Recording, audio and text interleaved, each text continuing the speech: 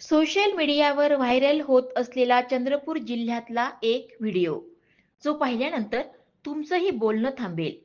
प्रत्यक्षात नागभीड ते चंद्रपूर महामार्गावर रात्रीच्या वेळी असे काही घडले की काही क्षणांसाठी सर्व काही ठप्प झाल्यासारखं वाटलं.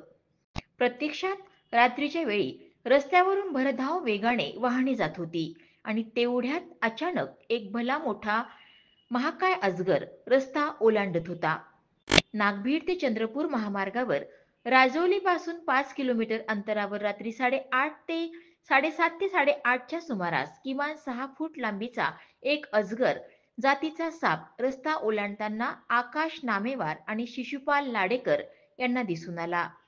साप दिसताच त्यांनी आपले वाहन कडेला थांबून खाली उतरून त्या सापाला सुखरूप रस्ता ओलांडायला सहकार्य केलं. आढळलेला अजगर जातीचा हा साप अंदाजे 6 फुटांचा होता.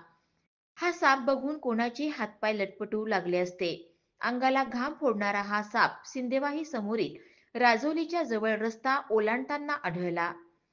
साप बघताच बऱ्याच लोकांनी आपली वाहने थांबवून साप बघण्यासाठी गर्दी केली.